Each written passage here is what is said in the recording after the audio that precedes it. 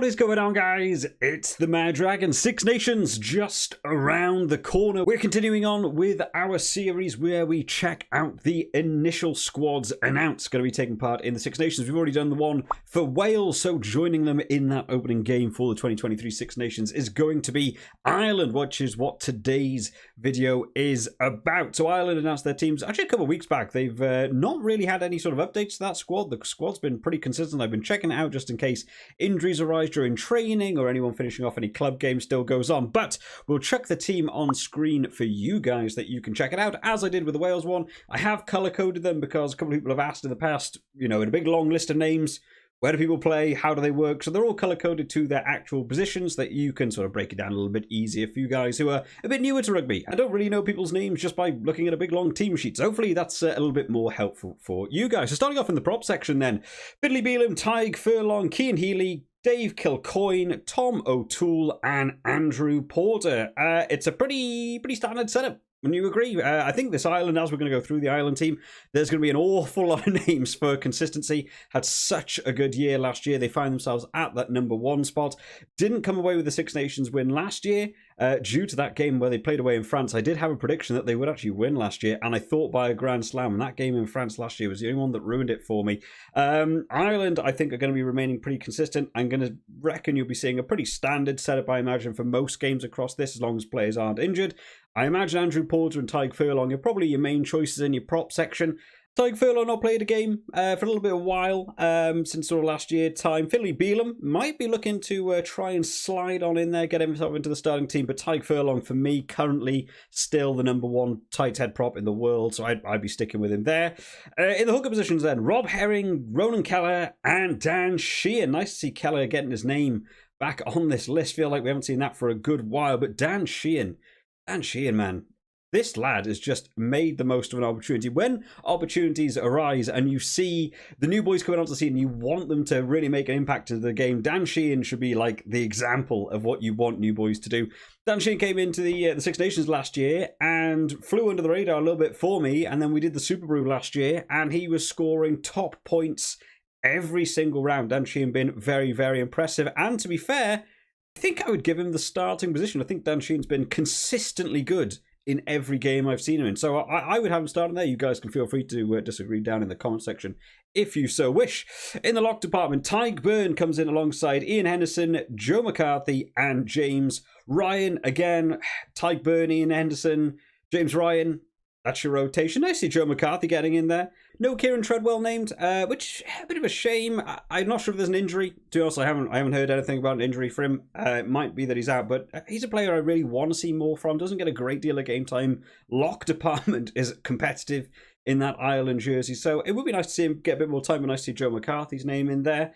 Oh man, that back row, the back row for Ireland. Absolutely monstrous, isn't it? Ryan Baird, Jack Conan, Gavin Coombs getting himself in the squad. That's nice to see. Keelan Doris, Pete O'Mahony, Cian Prendergast, and Josh van der Fleer. Man, depth in this back row. So many, you know, just competing players. I mean, the fact Jack Conan isn't even like necessarily going to be your starting player there is really surprising. Had such a good time a couple of years back, even off of the Lions and everything. But Keelan Doris been extremely good in that #8 shirt. Pete O'Mahony's been holding out 6 if you need him to. Josh van der Fleer is going to be holding out that 7 shirt. Of course, he did get named in both my team and the subscribers team for the team of the year last year. Just absolutely astonishing in that flanker position. No Nick Timoney, who is a player I don't know an awful lot about, but I have sort of in the past, I've just sort of left my fantasy alone for the United Rugby Championship, and he just constantly getting points. Could be another one potentially on this list, but such a competitive area in this back row. I think they're going to be extremely competent across the Six Nations. Moving on to the scrum halves then. Craig Casey, Jameson Gibson Park, Conor Murray. What else do you expect? Those are your 3 boys. Starting still rough, to be fair. Conor Murray not really being just your standard starting scrum half anymore. Jameson Gibson Park playing extremely well. Can be a bit hit or miss sometimes with the box kicks, but when he nails them, it's just consistent for a whole game. He's great. Or they're not. They're a bit shaky all game. But speed at the ruck for me, Jameson Gibson Park, very, very quick. Wants to get on with the game. So nice to see. We know how good Ireland are in the breakdown situation. I've sort of talked about it before on the channel.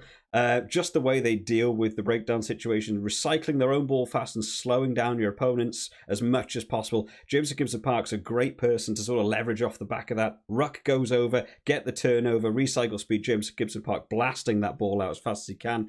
Craig Casey getting there is nice. I do like Craig Casey. He's a bit more sort of self-speedy. He's always looking to go himself. He's always looking for those little sniping runs. So nice to see him in there. We've got Murray, of course, the most experienced there in terms of their caps. Fly halves then. Rossburn! Rossburn's back in the team, ladies and gentlemen. I love Rossburn.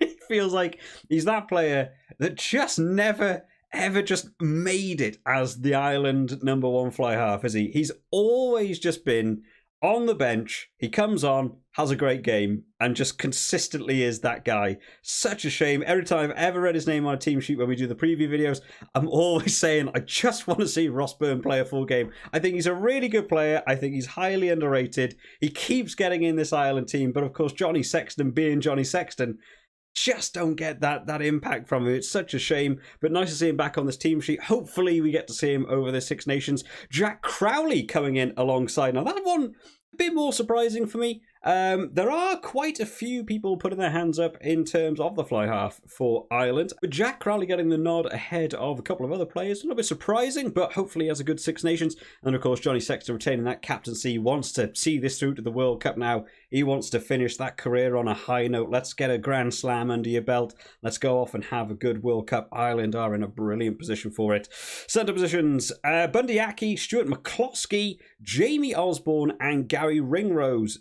So no Henshaw, who I believe is still out with an injury at the moment, so we won't be seeing him, which is a bit of a blow for them. Such a valuable player to come in terms of just having that reserve on the bench. Play inside, outside centre, wherever you need him to. I would imagine Andy Farrell will still be looking to play your Gary Ringrose Bundy Aki partnership. They love that over in Ireland. Stuart McCloskey, again, I think one of those players a little bit underrated. I think he's awesome. Keeps coming on, make a mega impact in that centre. Big unit to take down. He gets himself involved. Jamie Osborne's name, I don't know a lot about, so I'm going to have to keep a bit of an eye out for him myself. Any Ireland supporters that want to drop down a little bit about Jamie Osborne, put it down in the comments for the rest of us. I don't really know him at all. Look forward to seeing him in the Six Nations. And then finally, in that back three, Keith Earls gets himself in the team alongside Mac Hansen, Hugo Keenan, Jordan Lama in there alongside of James Lowe, Jimmy O'Brien, and Jacob Stockdale. Now, I've seen a couple of different opinions on this across the board. I think your main three are going to be your standard main three. I still think you're going for your Mac Hansen, Hugo Keenan, James Lowe. I imagine so. A couple of people did say in the Team of the Year that they thought James Lowe got in the Team of the Year for them, which I thought was surprising. Only played about half the games last year for Ireland. But obviously, he made a big impression on you guys across, playing half the games over the year. Jordan Lama is one of those people, again, another one, I just think he's been so good at different points, but never got that opportunity to really explode onto the Ireland scene. There are a couple of games that been a little bit hit or miss, but I still think he's a good player. Keith Earls has been brilliant in the past. A couple of people very surprised about the inclusion of Keith Earls and Jacob Stockdale. Jacob Stockdale, in terms of performance, last couple of years has fallen off a bit. I know he had a big confidence knock. He's spoken out quite a little bit about, in mental health and taking those confidence knocks in the world of rugby. Still getting in the team, which is nice to see. I do think there's maybe better options ahead of him. Keith Earls now, I think he's on 97 or 98 caps. So, I think, for a bit of a veteran of the sport over in Ireland there, Keith Earls, it would be nice to see him over the Six Nations, get to the 100 cap marker for him. Very, very close. Only needs a few more games. So hopefully we get to see him across that board. And Jimmy O'Brien, a guy I didn't know as of last year, came onto the scene, blew me away. Looking forward to seeing him back in an Ireland shirt. But overall, what a team. What a team coming in for the Six Nations. No messing about. We're not looking to blood a whole bunch of new players. A couple of people missing. Bit of a shame, potentially. Robert Balakoon, I haven't seen anything from. I was looking forward to see him, progress into this Ireland team a bit more, not mentioned. I have tried to look about injuries. Couldn't see anything for him. Nick Timoney potentially could have got in there. And then Henshaw, again, out with an injury, though, for him. Bit of a shame. But overall, a very, very consistent Ireland team. In terms of my starting 15, this year going over to Wales. But again, new management going in there. New management, old management, you know what I mean. They have got a hard year in terms of fixtures, in terms of the amount of away games. There's 3 away games for them this year as opposed to last year. But their home games this year are France and England. Now, if you're a betting man, I think that puts Ireland on a real good front foot, playing both France and England. Maybe arguably the two toughest competitors they'll come against this year. Both them at home advantage gives you a real good stepping stone to work from. Wales may still not have settled for this opening game. I think you're leaning towards potentially Ireland having a good one there. Scotland away is a tough game. I think that might be one of their target games in terms of not winning a Grand Slam, potentially this one. I think Scotland will be looking to maybe try and cause an upset there. And then Italy away. Italy are a good team. We saw them last year beating Wales, beating Australia. I think Ireland is just a little bit more on a different level at the minute for them, but that should be a good game away. So in terms of my starting 15 for this opening game against Wales, where do you go? Well, I think I've sort of been mentioning it, to be fair, as we've been going along. I think it's got to be Andrew Porter, Dan Sheehan and Tadhg Furlong in that front row for me. I think we saw it last year. I think it's absolutely fantastic. For me, in the lock department, I really like Tadhg Beirne and Ian Henderson. I would play Ian Henderson at 4 and Tadhg Beirne at 5. I think that's a really nice setup. For me, James Ryan gives away a few too many penalties every game. I would just want to see that transition maybe to those two. But James Ryan is very good in the air. In your back rows, I mean, if it ain't broke, don't fix it. You got to go with Peter O'Mahony in that 6 shirt, Josh van der Fleer at 7, Keelan Doris at 8. For me, halfback partnership, Jameson Gibson-Park, I would pick ahead. You've got to pick Johnny Sexton after everything I just said about Ross Byrne. You've got to pick Johnny Sexton only. You've got to get Wales away. You've got to get that under your belt, set yourself off right for this Six Nations. I think sticking with Johnny Sexton, captain on, experienced player, take those threes, come away with a win, do what you need to do. Centre partnership for me, Gary Ringrose definitely gets that outside centre for me. Inside centre, could go either way to be fair. I feel like one of the things we saw last year for Wales was one of the areas they were struggling with defensively wise was just consistent pressure of having people attack you again and again and again. And Stuart McCloskey's a big unit and Bundy Aki's just renowned for just running directly at you. Both those players offer a similar strategy in terms of things they can really do to weaken that Wales defensive line. I guess maybe you go with Bundy Aki ahead of McCloskey just because of the consistency he has with Ringrose. I think I'd be leaning towards Aki.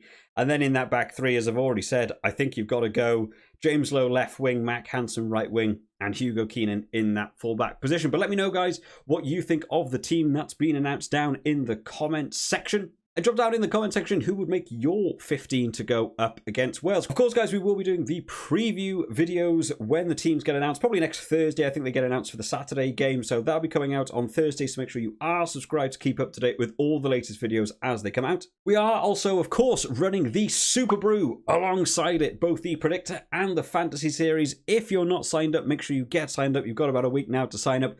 Get your picks in. Get involved with the channel a bit more. A lot of fun. There's a video up on the channel that explains how to do all of it. I hope you've all enjoyed this one today, guys. I will see you all next time. Bye-bye.